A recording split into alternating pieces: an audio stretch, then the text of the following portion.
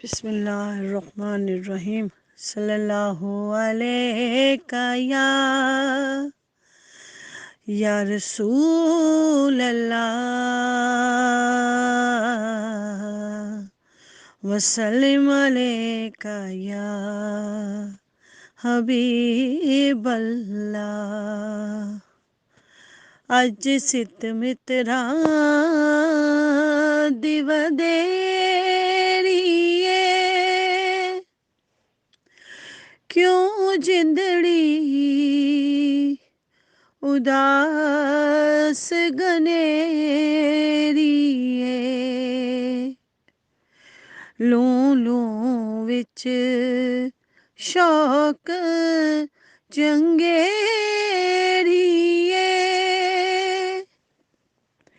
اج نینا لایاں کیوں چڑیاں مک چن بدن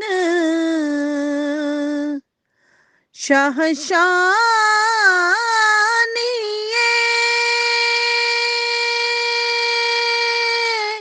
متھے چمک دی لاٹ نورانیے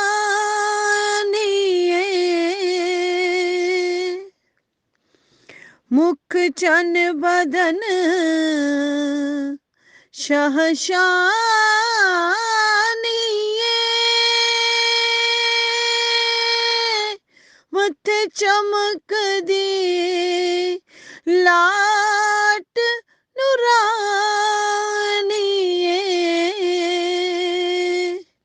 کالی زلف تے اکھ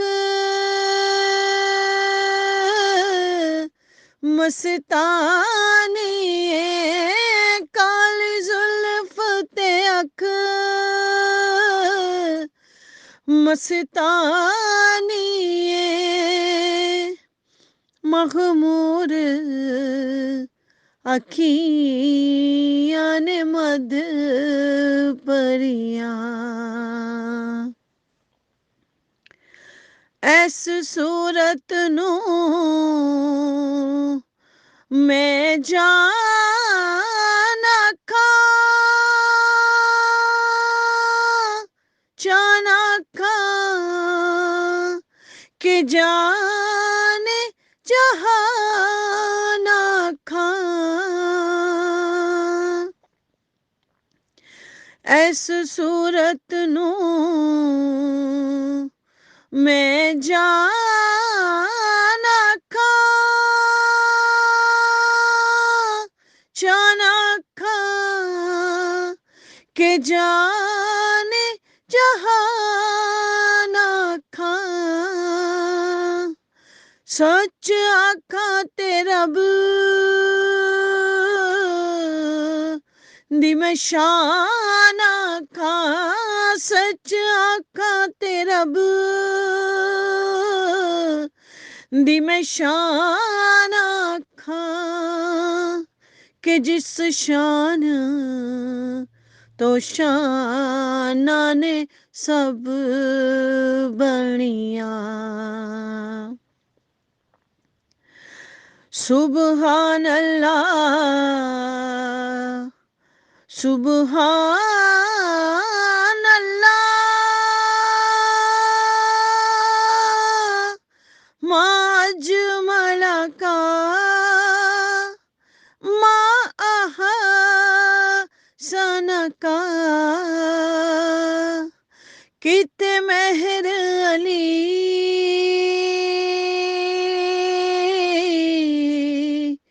کتے تیری ثنا کتے مہر علی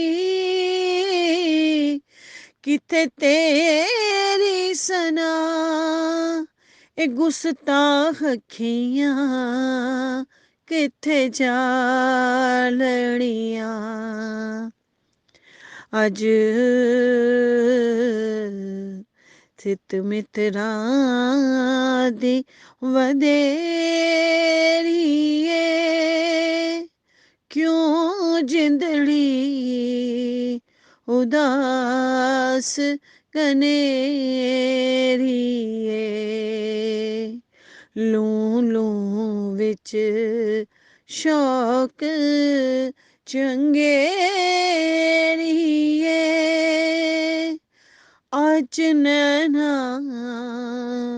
ਲਾਇਆਂ ਕਿਉਂ ਚੜੀਆਂ सल्लल्लाहु अलैहि या रसूल अल्लाह सल्लल्लाहु अलैहि या सैयदी या नबी अल्लाह सल्लल्लाहु अलैहि या सैयदी या नूर अल्लाह। जी अस्सलाम वालेकुम।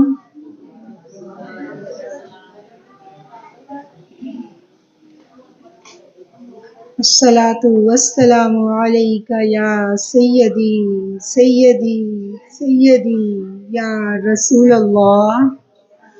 अस्सलातु वस्सलामु अलैका या सैयदी सैयदी सैयदी या रसूल अल्लाह।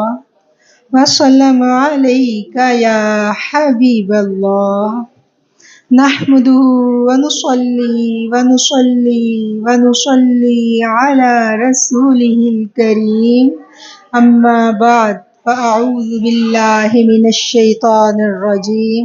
बिस्मिल्लाहिर रहमानिर रहीम। इजाज़त है आप लोगों से। सबसे पहले तो मैं शुक्रिया अदा करूँगी मैमूना जी का, और बिलीव करें मैं आप लोगों की किस्मत पे नाज़ा हूँ कि आपको इतनी प्यारी अमीर सफ़र मिली है।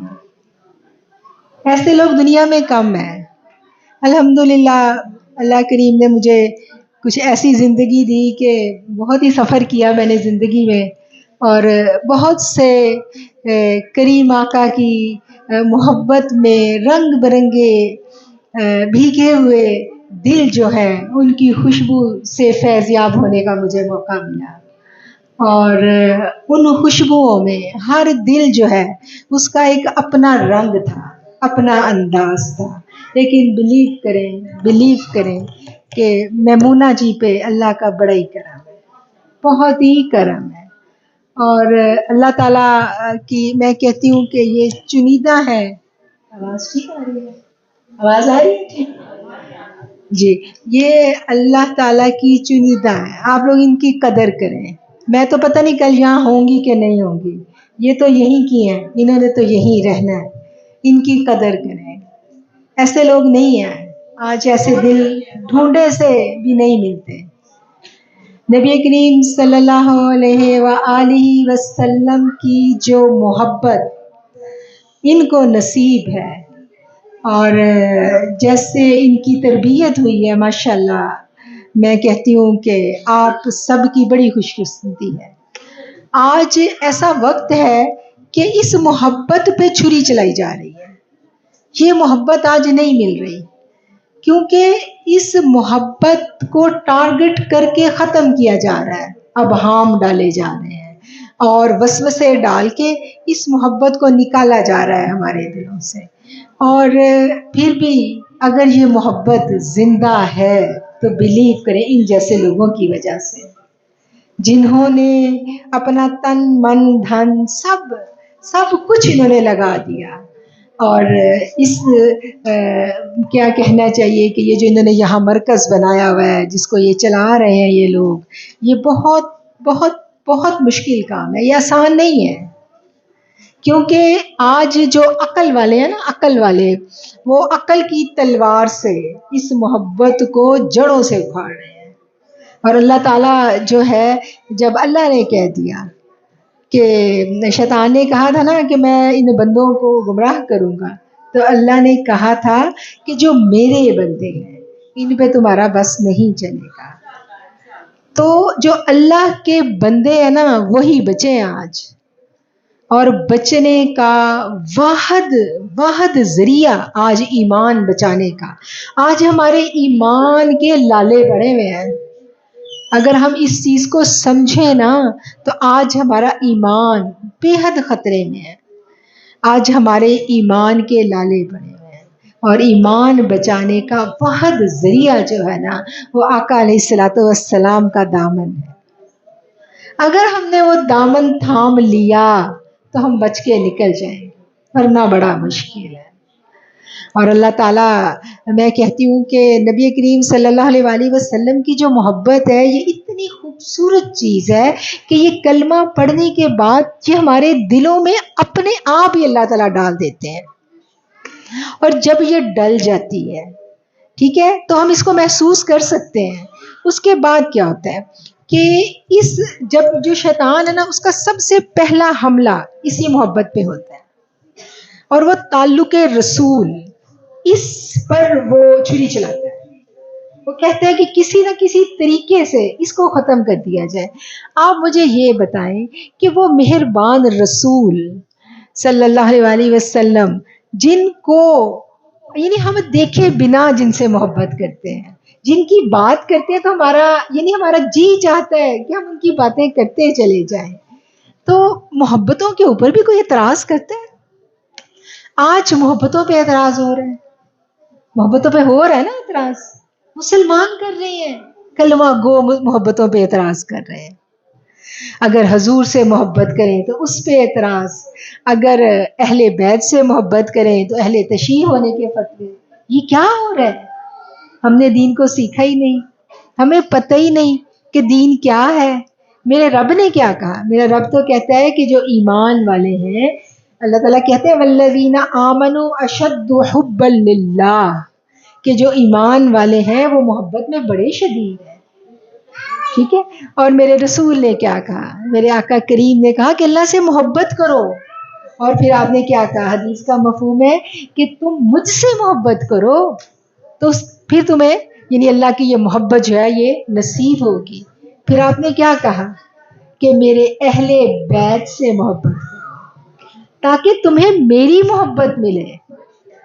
اب دیکھیں یہ ایک چین بن گئی نا، ایک طرف اللہ کی محبت، سب سے پہلے اللہ کی محبت، اللہ کی محبت سے متعارف کس نے کروایا؟ بتائیں؟ رسول اللہ نے کروایا نا۔ اللہ سے تعارف کرنے والے کو ہم درمیان سے نکال دیں، یہ کیسے ممکن ہے؟ یہ ممکن نہیں ہے، یہ ہو ہی نہیں سکتا کہ جو تعارف کروانے والا ہے، اب وسیلے کے اوپر چھریاں چل رہی ہیں، بھئی وسیلہ کیوں مانگتے ہو؟ تو مجھے یہ بتائیں، گھر میں کھانا بنا ہوا ہے تو بچے نے آ کے کیا کہنا ہے کہ ماں مجھے کھانا دو؟ ہم نے اپنے بچوں نے ماں سے مانگنا ہے نا کھانا، تو یہ تو ایک سبب ہے نا، دنیا سبب کی ہے۔ تو میرے آقا نے کیا فرمایا؟ میرے آقا نے کہا کہ انا قاسم، کہ میں تو بانٹنے والا ہوں، اللہ مجھے دیتا ہے میں آگے بانٹتا ہوں۔ اور وہ رؤوف الرحیم جن کو قرآن نے کہا، اللہ نے اپنے 2 نام قرآن کی سائت میں دیے ان کو، رؤوف اور رحیم، وہ 2 نام۔ مجھے بتائیں کون سا دکھا ہوا دل ہے جس نے دکھ میں آقا کو یاد کیا اس کو سکون نہ آیا؟ بتائیں، ہے کوئی دل؟ جس دل نے زندگی میں دکھ دیکھا ہے اس نے آقا کی محبت کو محسوس کیا ہے۔ بتائیں مجھے، میں ٹھیک کہہ رہی ہوں؟ کس نے کیا ہے محسوس؟ بتائیں۔ میرے آقا کی محبت پتہ ہے کہاں سے ملتی؟ گویا ہم نے یہ سمجھ لیا کہ اللہ کی محبت کے حصول کے بنا ہمارا ایمان مکمل نہیں ہو سکتا۔ قرآن کہہ رہا ہے نا کہ ایمان والے اللہ کی محبت میں بہت شدید ہیں، تو اللہ کی محبت ہم کیسے حاصل کر سکتے ہیں؟ اللہ کی محبت ہمیں کیسے ملے گی؟ اس بات کا جواب جو ہے وہ رسول اللہ صلی اللہ علیہ وآلہ وسلم کی یہ حدیث مبارکہ ہمیں دیتی ہے کہ اللہ سے محبت کرو، اس نے تمہیں بے شمار نعمتوں سے نوازا۔ پھر فرمایا تم مجھ سے محبت کرو اللہ کی محبت کی وجہ سے، کیونکہ اللہ کی محبت میری محبت کے بغیر نہیں ملتی۔ میری محبت اللہ کی محبت کا واسطہ اور ذریعہ ہے، لہٰذا مجھ سے محبت کرو تاکہ تم اللہ کی محبت پا سکو۔ پھر آپ صلی اللہ علیہ وآلہ وسلم نے فرمایا میرے اہل بیت سے محبت کرو تاکہ تمہیں میری محبت مل سکے۔ تو گویا ایک قانون بنا دیا گیا کہ اللہ کی محبت کو پانا ہے تو ہمیں کدھر جانا ہے؟ اللہ کی محبت کو پانا ہے تو ہمیں رسول اللہ سے محبت کرنی ہے۔ اور رسول اللہ نے کیا کہا؟ رسول اللہ نے کہا کہ اگر تم میری محبت پانا چاہتے ہو، یہ چاہتے ہو کہ میں تم سے محبت کروں، تو پھر تم میرے اہل بیت سے محبت کرو۔ اللہ کیا کہتا ہے؟ اللہ تعالیٰ قرآن میں کہتے ہیں قُلْ إِن كُنتُمْ تُحِبُّونَ اللَّهَ، اگر تم یہ چاہتے ہو کہ اللہ تم سے محبت کرے، کل ان سے کہہ دیجئے کہ اگر تم یہ چاہتے ہو کہ اللہ تم سے محبت کرے، فَاتَّبِعُونِی، تو تم میری اتباع کرو، یحببکم اللہ، اللہ تم سے محبت کرے گا، وَیَغْفِرْ لَکُمْ، اور بخش دے گا تمہیں، ذنوبکم، تمہارے گناہوں کو، واللہ غفور الرحیم، اور اللہ جو ہے وہ غفور ہے اور رحیم ہے۔ اب یہ آیت ہمیں کتنا بڑا ایک کوڈ بتا رہی ہے، ایک میسیج دے رہی ہے۔ کیا میسیج ہے؟ کہ اگر ہم یہ چاہتے ہیں کہ اللہ تعالی ہم سے محبت کرے تو ہمیں کیا کرنا ہے؟ ہمیں رسول اللہ صلی اللہ علیہ وآلہ وسلم کی اتباع کرنی ہے۔ اتباع کا کیا مطلب ہے؟ پیروی۔ اتباع پیروی کی بھی ایک سپرلیٹیو ڈگری ہوتی ہے کہ اتنی زیادہ پیروی کہ صرف احکامات کی نہیں، ہر عمل میں پیروی کرنا۔ ایک تو ہے نا کہ جو آپ نے حکم دیا اس کو ماننا، وہ تو ماننا ہمارے اوپر لازم ہے، فرض ہے، لیکن اس کے علاوہ جو آپ کا ہر عمل ہے، ہر آپ کی سنت جو ہے اس سے چمٹ جانا، اور ہر لحاظ سے کوشش کرنا کہ آپ کی اتباع کی جائے، آپ کی سنت، ہر سنت کی پیروی کی جائے۔ اور جب ہم اس کوشش میں لگ جاتے ہیں، بحیثیت انسان ہم سے کوتاہیاں، غلطیاں ہو جاتی ہیں، تو مسلمان کا کیا کام ہے؟ مسلمان کی تربیت اس طرح سے کی گئی اسلام میں کہ جو جہاں کچھ جھول رہ جائے، کچھ کمی کوتاہی رہ جائے، وہاں ہم نے کیا کرنا ہے؟ وہاں ہم نے قوالی مجرم بن جانا ہے۔ ہم نے اللہ سے مغفرت طلب کرنی ہے، اللہ سے معافی مانگنی ہے اپنی اس لغزش کی، اپنی اس کمی کوتاہی کی، اور اللہ سے دعا کرنی ہے کہ اللہ ہمیں ہمت اور توفیق دے کہ ہم صحیح معنوں میں اتباع رسول پہ چل سکیں۔ گویا کہ اس بات سے، میرا کہنے کا یہ مقصد ہے کہ اس بات سے ہم نے مایوس نہیں ہو جانا کہ ہم سے یہ کام نہیں ہوگا، یہ مشکل ہے۔ ہم کوشش کریں، ہم چلنا شروع کریں، اور جہاں ہمیں اپنے اندر کمی لگے وہاں ہم اللہ سے دعا مانگیں، اللہ سے مدد مانگیں، اور اللہ جو ہے وہ اپنے بندوں کی بہترین مدد کرنے والا ہے۔ بہت زیادہ وہ اپنے بندوں پہ مہربان ہے، غفور الرحیم ہے۔ اللہ کیا کہہ رہا ہے کہ تم یہ سب کرو گے تو پھر اللہ کیا کہتا ہے؟ میں کیا کروں گا کہ میں تمہارے گناہوں کو بخش دوں گا، اور میں کیا ہوں؟ اللہ اپنا تعارف کیا کرواتا ہے؟ اللہ غفور الرحیم ہے۔ ہمیں اس کی رحیمیت پہ نظر رکھنی ہے۔ اور اب یہاں پر کیا ہے کہ ایک پوری کی پوری جو ٹپ ہے، ایک پوری کا پورا کوڈ، ایک نسخہ ہمیں بتا دیا گیا کہ اللہ کی محبت رسول اللہ سے تعلق استوار کیے بنا ممکن نہیں ہے، اور رسول اللہ صلی اللہ علیہ وآلہ وسلم کی محبت کن لوگوں کو ملے گی؟ جن کے بارے میں آپ نے ارشاد فرما دیا، آپ نے واضح طور پر فرما دیا کہ میری محبت ان لوگوں کے لیے ہے کہ جو میرے اہل بیت سے پیار کرتے ہیں۔ تو صحابہ کہتے ہیں کہ جب ہم نے یہ سنا تو پھر اہل بیت ہمیں پیارے ہو گئے، وہ پنجتن پاک جو ہیں وہ پھر صحابہ کے لیے ایک سائن بن گئے، ایک سمبل بن گئے، اور سب نے ان سے محبت کی۔ ہم دیکھتے ہیں کہ کس طرح سیدنا ابوبکر صدیق جو ہیں کتنے جلیل القدر صحابی تھے، اور وہ کتنا التفات فرماتے تھے مولا علی سے، اور وہ کتنی محبت کرتے تھے۔ ان کے جو فرزند تھے حضرت امام حسن اور امام حسین، کتنی محبت ان جلیل القدر صحابہ نے کی ان اہل بیت سے۔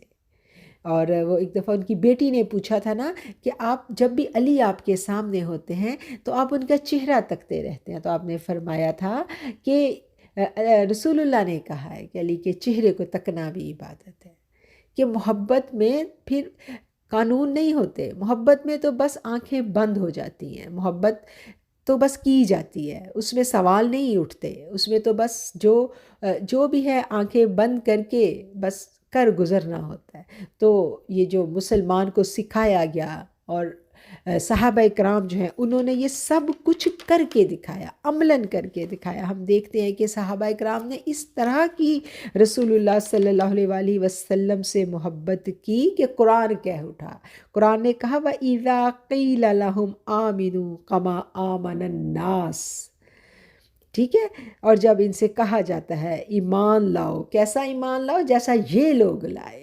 تو وہ لوگ کیسا ایمان لائے تھے؟ جس کی مثال جو ہے، جس کی مثال رہتی دنیا تک قائم کر دی گئی، جن کی مثالیں قرآن نے پیش کی، جن کی مثالیں آج بھی آپ دیکھیں کہ وہ مثالیں جو ہیں وہ ایسی زبردست مثالیں ہیں کہ ان کو پڑھ کے ہماری آنکھیں بھیگ جاتی ہیں، قربانیوں کو وہ دور جو ان صحابہ کرام نے گزارا۔ یہ نہیں ہے کہ جو جلیل القدر صحابہ کرام تھے، جو بڑے بڑے صحابیوں کے نام تھے، صرف انہی کی مثالیں۔ یہاں میں ایک مزدور صحابی تھے، ان کا نام تھا حضرت خباب رضی اللہ تعالیٰ عنہ، وہ غریب صحابی تھے اور مزدور تھے، اور مزدور جو ہے اس کا ہمیں پتہ ہے کہ اس کی زندگی میں جو سارا کا سارا دار و مدار ہوتا ہے، اس کی فائنینس کا، اس کے گھر چلانے کا، وہ اس کی مزدوری پہ ہوتا ہے۔ تو وہ سارا دن مزدوری کرتا ہے اور رات کو اس کے گھر چولہا جلتا ہے۔ تو ان صحابی نے بھی ایک عاص بن وائل یہودی تھا، اس سے کچھ کام کا ٹھیکہ لیا اور انہوں نے وہ دن رات محنت کر کے اس کا وہ کام کیا، اور جب مزدوری دینے کا ٹائم آیا تو اس یہودی نے کہا کہ میں تمہیں مزدوری نہیں دوں گا اس وقت تک جب تک کہ تم نے محمد صلی اللہ علیہ وآلہ وسلم کا کلمہ پڑھا ہے تم اس سے انکار کرو۔ اگر تم انکار کر دو گے تو تمہاری مزدوری تمہیں دوں گا، ورنہ نہیں دوں گا۔ تو کیا ہے کہ ان صحابی نے جن کا نام خباب رضی اللہ تعالیٰ عنہ تھا، انہوں نے کہا کہ نہیں، میں ایسا نہیں کروں گا، تم مزدوری بھلے مجھے نہ دو لیکن میں اپنے کلمے سے نہیں پھروں گا۔ وہ ایک مزدور، ایک عام شخص مدینے کا، لیکن وہ کلمہ پڑھ چکا، وہ صحابیت کے رتبے پر فائز ہو چکا۔ تو پھر اس کی شان بے نیازی دیکھیں، اس نے کہا کہ نہیں، نہ دو تم مزدوری، وہ چل دیے۔ اور پھر کسی نے ان سے پوچھا کہ تم نے اتنی محنت کر کے دن رات اتنا کام کیا اور پھر اس کے بعد مزدوری بھی چھوڑ دی تم مزدوری تو لے لیتے۔ تو اس نے کہا کہ جب میں نے اس کو انکار کیا اس بات سے کہ میں محمد صلی اللہ علیہ وسلم کا کلمہ پڑھنے سے منکر نہیں ہوں گا، اور میں نے اپنی مزدوری چھوڑی، تو خدا کی قسم میرے دل میں کچھ ملال نہیں تھا، کچھ ملال نہیں تھا۔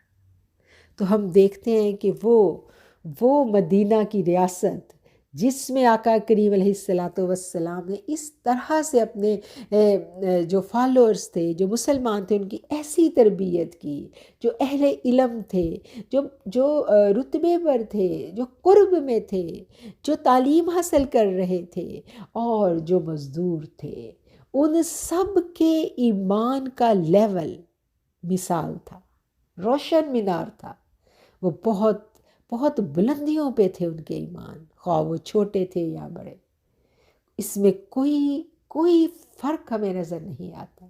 سیدنا بلال حبشی کو دیکھ لیں کہ کیسے میرے جو وقت کے خلیفہ جب بنتے ہیں حضرت عمر رضی اللہ تعالیٰ عنہ، تو وہ بھی ان کو کتنے ادب سے بلاتے تھے۔ وہ رتبہ انہوں نے کس بات پہ حاصل کیا؟ ایک غلام زادہ، ایک سیاہ فام، وہ مرتبے والا ہو گیا۔ آج سیدنا بلال کے نام پہ ہر ماں اپنے بیٹے کا نام بہت محبت سے رکھتی ہے، اور میں کہتی ہوں سیدنا بلال کا نام لینے میں انسان اگر ان کا نام بھی لیتا ہے تو اس کے منہ کی جو وہ کیا کہنا چاہیے، ایک مٹھاس اس کے لہجے میں بھر جاتی ہے، اتنا خوبصورت نام۔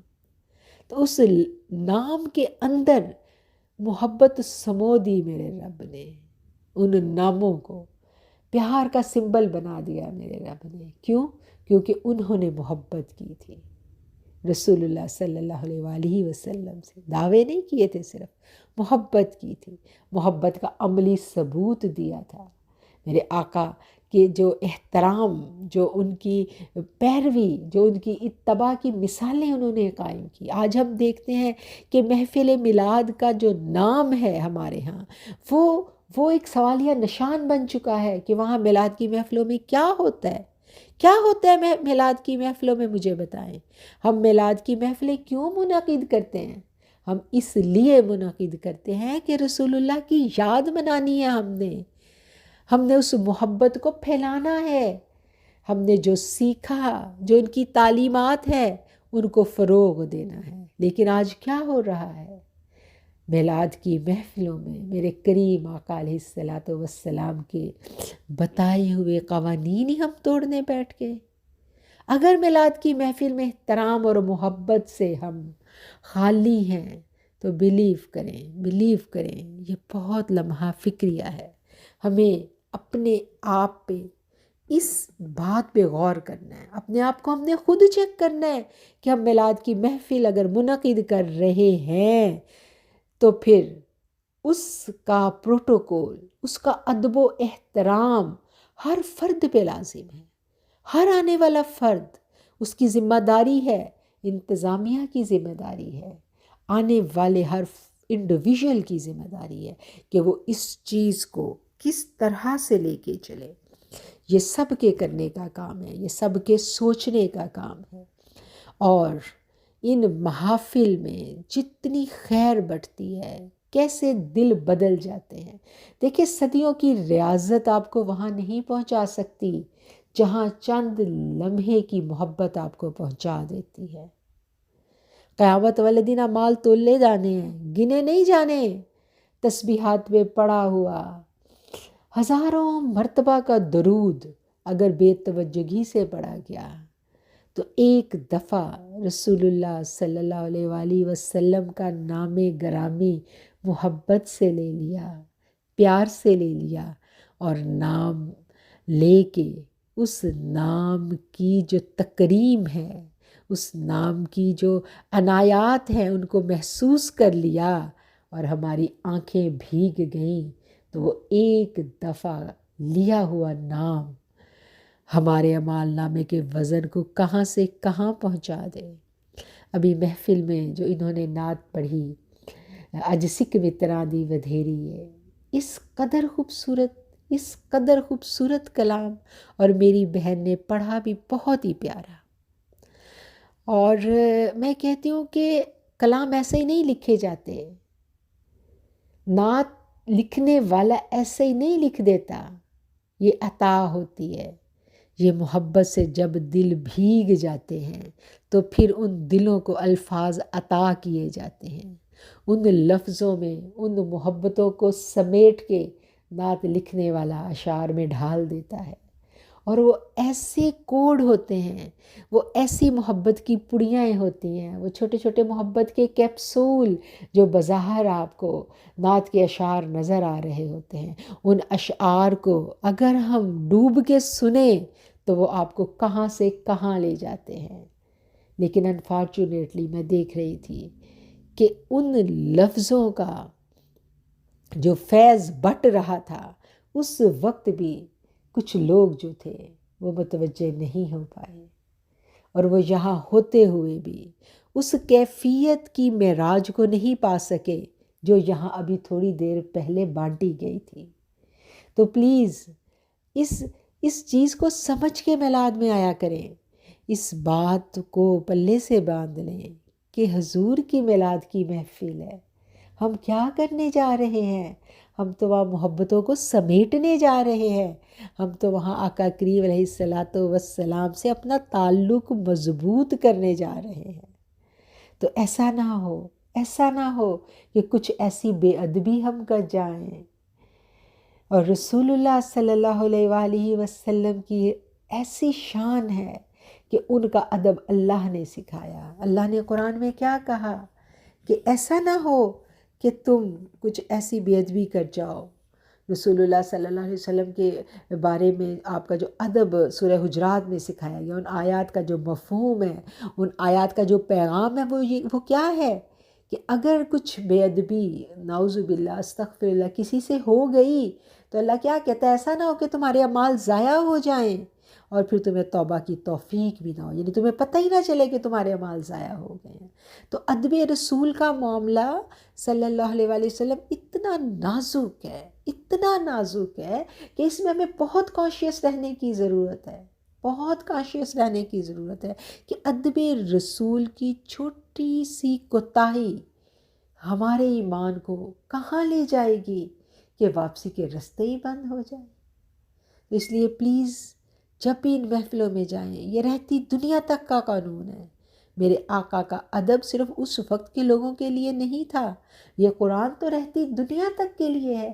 یہ قرآن تو قانون ہے، یہ قرآن اصول وضع کر کے چلا گیا کہ جب جب آقا کی بات آئے گی ہم متوجہ ہو جائیں گے، ہم یکسو ہو جائیں گے، ہم خاموش ہو جائیں گے، ہمارے موبائل بند ہو جائیں گے۔ جب آقا کی بات آئے گی تو ہم ہر طرف سے بیگانہ ہو گئے، آقا کی بات سنیں گے، حضور کی بات سنیں گے۔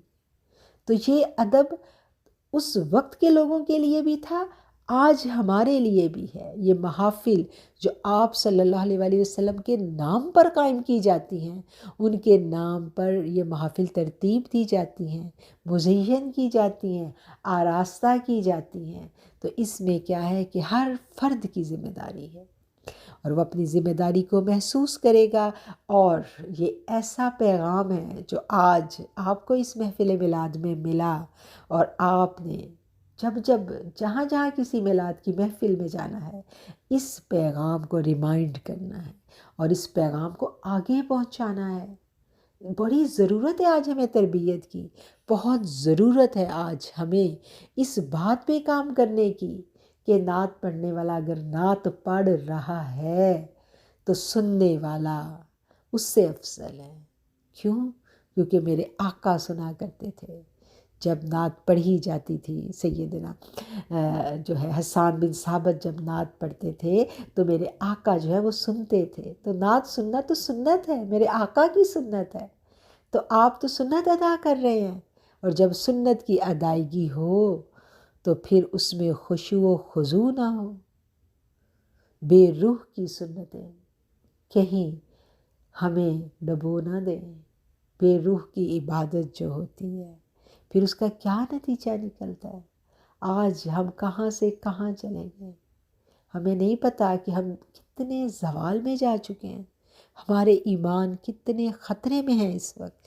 تو یہ ساری کی ساری باتیں جو ہیں ہر میلاد کی محفل میں ہمیں ذہن میں رکھنی چاہیے، ہم یہ سوچ کے جائیں اور اپنی جولیاں، اپنے دامن پھیلا کے جائیں اور اپنے قلوب کو جھکا کے جائیں، اتنا جھک جائیں ادب میں، ادب رسول میں، کہ بس پھر ہم ہوں اور نعت کے وہ الفاظ ہوں، اور ان الفاظ کو ادا کرنے والے، ان الفاظ کو لکھنے والے نے اس میں جو اپنے جذبے سمو دیے، ان جذبوں تک ہم پہنچ جائیں، اور پھر کسی دن اسی طرح چھپتے چھپاتے ان لفظوں کے پیچھے انشاءاللہ ہماری بھی حضوری ہو جائے گی، ہماری بھی حاضری ہو جائے گی۔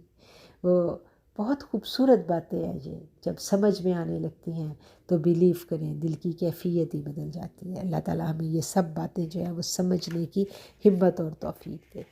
رسول اللہ صلی اللہ علیہ وآلہ وسلم کا جو میلاد ہے، ربیع الاول کا مہینہ جب شروع ہوتا ہے تو ہم دیکھتے ہیں کہ دلوں کی کیفیات بدل جاتی ہیں، دل بدل جاتے ہیں، ہر طرف شور سا اٹھ جاتا ہے کہ میلاد کا مہینہ آ گیا، میلاد کا مہینہ آ گیا، محبتیں بٹنے لگتی ہیں، محبتوں کی لوٹ سیل لگ جاتی ہے۔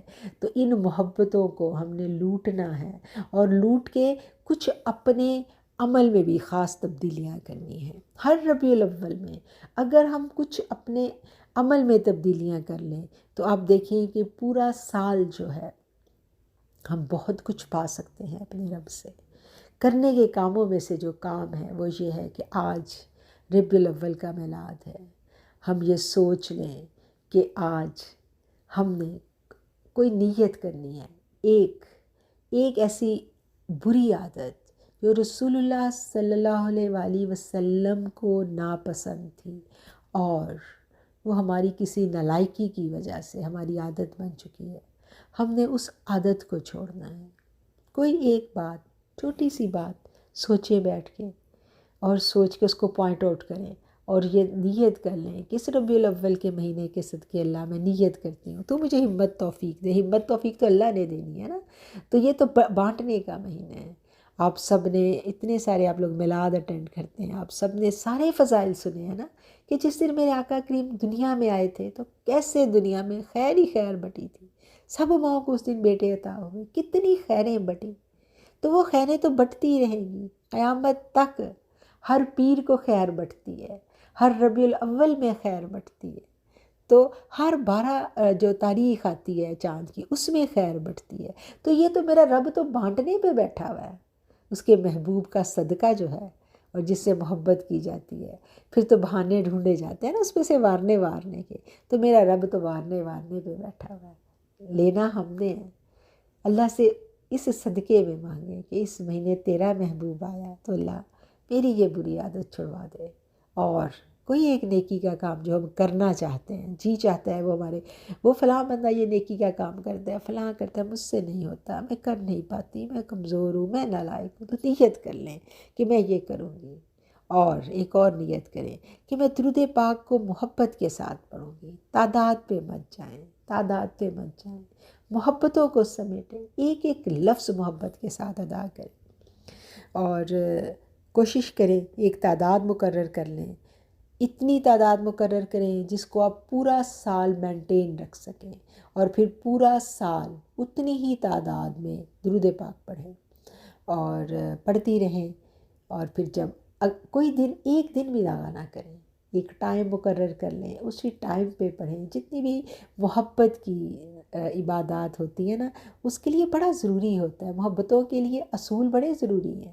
آپ دیکھیں کہ ایک جب آپ کسی سے محبت کرتے ہیں دنیا میں بھی، تو ایک ٹائم آپ رکھ لیتے ہیں کہ میں نے اس ٹائم اسے روز فون کرنا ہے۔ آپ اپنی ماں سے ہی دور ہیں تو ہم کہتے ہیں نا کہ بس میری زندگی بڑی مصروف ہے تو ماں کو میں نے روز کال کرنی ہے، تو آپ نے ایک ٹائم رکھا ہوتا ہے، آپ نے اسی ٹائم ماں کو کال کرنی ہے، اور اگر کسی دن کسی وجہ سے ہم لیٹ ہو جاتے ہیں تو ماں مسئلے پہ بیٹھ جاتی ہے کہ آج میری بیٹی نے کال کرنی تھی، اسی ٹائم اس کی کال آتی ہے، آج نہیں آئی، خیر ہو، میری بچی مصروف نہ ہو، میری بچی کسی پریشانی میں نہ ہو، تو ماں مسئلے پہ بیٹھ کے اللہ سے دعائیں شروع کر دیتی ہے کہ ابھی تک کال نہیں ہے، اور کال کر بھی نہیں رہی ہوتی کہ اچھا کہیں ڈرائیو نہ کر رہی ہو، کہیں کسی کام میں نہ بزی ہو۔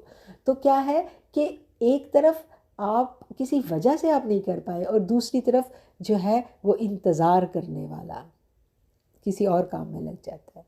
تو بالکل محبت کی جو عبادت ہوتی ہے نا، جو ہم کہتے ہیں نا کہ آپ کوئی بھی نفل عبادت کریں، وہ صرف جو محبت کے لیے کریں، آپ بیوی کے لیے آپ نے نوافل پڑھنے ہیں تو اس کے لیے بھی ایک ٹائم رکھ لیں، حضور صلی اللہ علیہ وسلم کے لیے آپ نے درود پڑھنا ہے، حضور صلی اللہ علیہ وسلم کے ہدیے کے لیے آپ نے نوافل پڑھنے ہیں، تو کوئی ایک ٹائم رکھیں تو اس ٹائم پہ پھر آپ کریں، اور ایک تعداد رکھیں، اور اتنی تعداد ضرور پوری کریں، اس سے کم نہ کریں۔ اس لیے میں کہوں گی کہ منیمم تعداد رکھیں تاکہ آپ کو مشکل نہ پیش آئے، اور ایک سال پورا سال آپ یہ کریں۔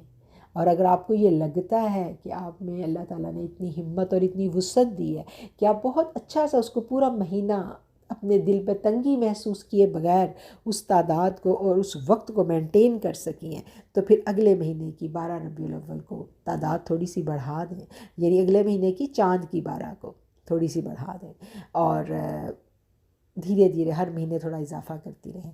لیکن اگر آپ کو یہ لگے کہ میں مینٹین نہیں کر پاؤں گی زیادہ تعداد، اور آپ کو مشکل لگ رہی ہے سب کچھ کرنے میں، تو پھر آپ ایسا نہ کریں، پھر آپ جو تعداد ہے اس کو سال میں لے جائیں، اور نیکسٹ ایئر پھر جو ہے آپ دیکھیں، اور پھر اللہ تعالیٰ آپ کو وسعت دے گا، اللہ آپ کو ہمت اور توفیق دے گا، اور پھر ہوتے ہوتے زندگی کے جتنے برس ہیں اس میں آپ بڑھتی چلی جائیں گی۔ ایمان کا لیول تو یا گھٹتا ہے یا بڑھتا ہے، یہ ایک جگہ نہیں رکتا، یہ اصول ہے۔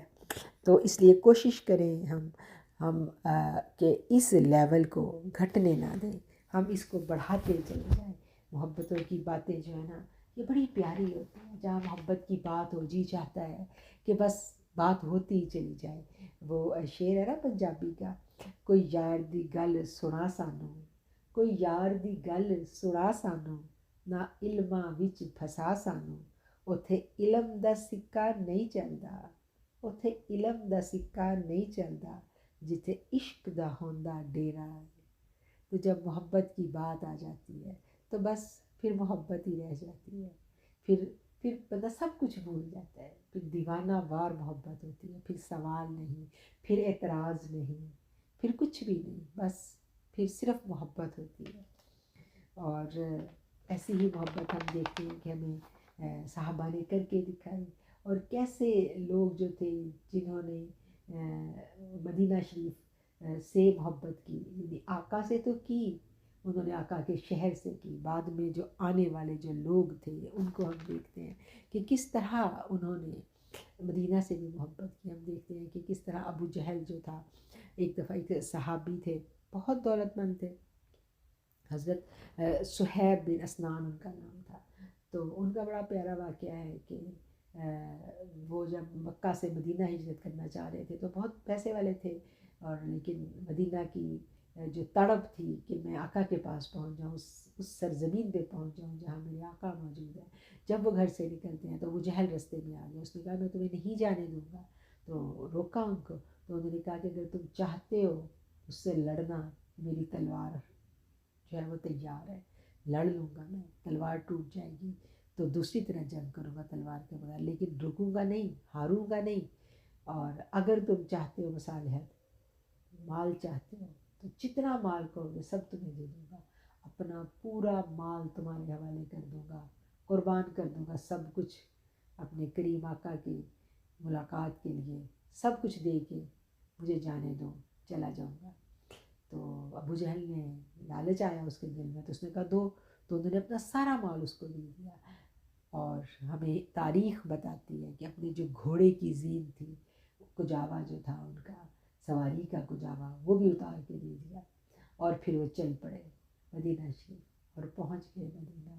جب پہنچے تو میرے کریم آقا نے ان کو دیکھ کے مسکرائے، تو آپ نے کیا فرمایا؟ آپ نے فرمایا صہیب آپ نے مہنگا سودا نہیں کیا، سب کچھ لٹا کے آئے نا، تو میرے آقا کی محبت، التفات آپ کا۔ تو آج بھی ہم دیکھتے ہیں جو آپ کی سے محبت کرنے والے ہیں، وہ کس طرح اپنے ساری زندگی، ایک امیر آدمی، اس کے لیے عمرے پہ جانا، حج پہ جانا بڑا آسان ہے، لیکن ایک غریب شخص وہ ساری زندگی آنا پیسہ جوڑتا ہے، کمیٹیاں ڈالتے ہیں لوگ، کیسے یعنی محنت کرتے ہیں کہ کوئی کچھ بن جائے، پیسے اتنے ہو جائیں کہ ہم عمرہ کر سکیں، ہم مدینہ دیکھ سکیں۔ آپ دیکھیں جو بھی بات کرتا ہے مدینہ کی کرتا ہے، کاش ہم مدینہ جا سکیں، ہم مدینہ دیکھیں۔ وہ شاعر بھی کہنے والے کہہ گئے نا، جنوں ویکھ کے ٹھر دیاں اکھیاں نے، جنوں ویکھ کے ٹھردا سینہ ہے، ربا تیری ساری خدائی وچ ایک شہر، ربا تیری ساری خدائی وچ ایک ہی شہر تے مدینہ ہے۔ تو مدینے کی باتیں، مدینے والے کی باتیں جب ہوتی ہیں، جہاں ہوتی ہیں، محبتوں والے پہنچ جاتے ہیں، یکسو ہو کے بیٹھ جاتے ہیں، سننے لگتے ہیں، اور پھر سنتے چلے جاتے ہیں۔ جی چاہتا ہے کہ یہ باتیں کبھی ختم نہ ہوں، لیکن کچھ ہماری بھی کچھ وہی باتیں جو مجبوریاں ہوتی ہیں زندگی کی، کہ ہمیں پھر اس سلسلہ کلام کو ختم کرنا پڑتا ہے۔ اور میں آپ کو بتاؤں، جب یہ ختم ہوتی ہیں نا باتیں، تشنگی اور بڑھ جاتی ہے، اگلے میلاد کا انتظار رہتا ہے، اگلی ملاقات کا انتظار رہتا ہے کہ کب پھر ہم مل کے بیٹھیں گے اور اگلی دفعہ ہم پھر یہی باتیں کریں گے۔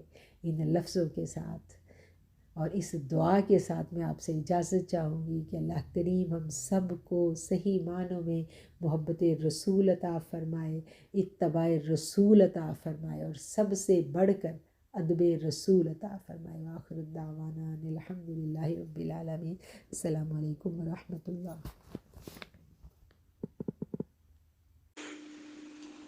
در نبی پر پڑا رہوں گا، پڑے ہی رہنے سے کام ہوگا، در نبی پر پڑا رہوں گا، پڑے ہی رہنے سے کام ہوگا،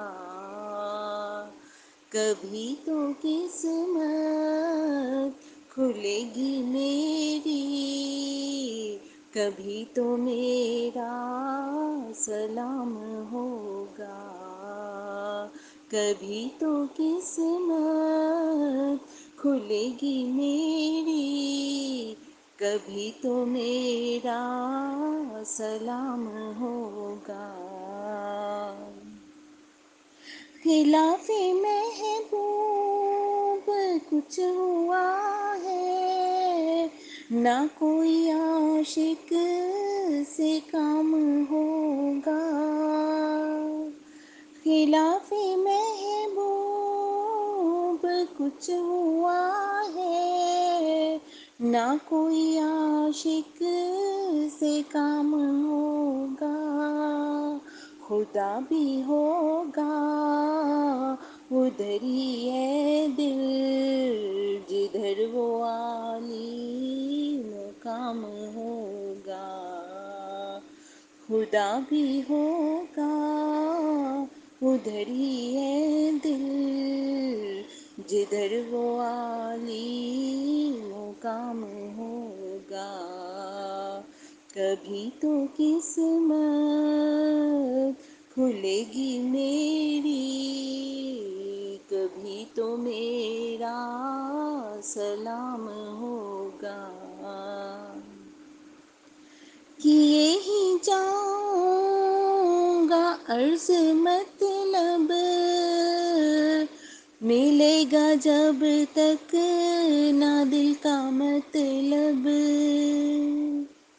کیے ہی جاؤں گا عرض مطلب، ملے گا جب تک نہ دل کا مطلب، نہ شام مطلب کی صبح ہوگی، نہ یہ فسانہ تمام ہوگا، نہ شام مطلب کی صبح ہوگی، نہ یہ فسانہ تمام ہوگا، در نبی پر پڑا رہوں گا، پڑے ہی رہنے سے کام ہوگا، جو دل سے ہے مائل پیمبر یہ اس کی پہچان ہے مگر،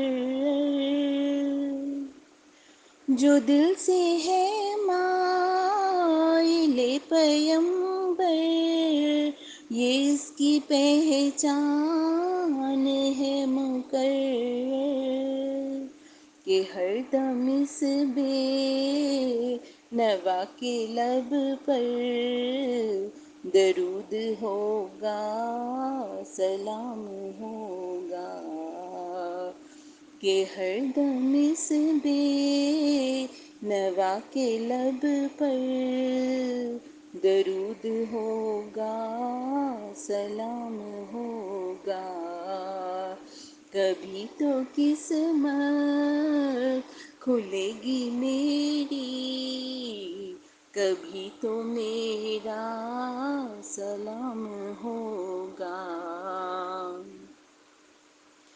اسی توقع پہ جی رہا ہوں، یہی تمنا جلا رہی ہے،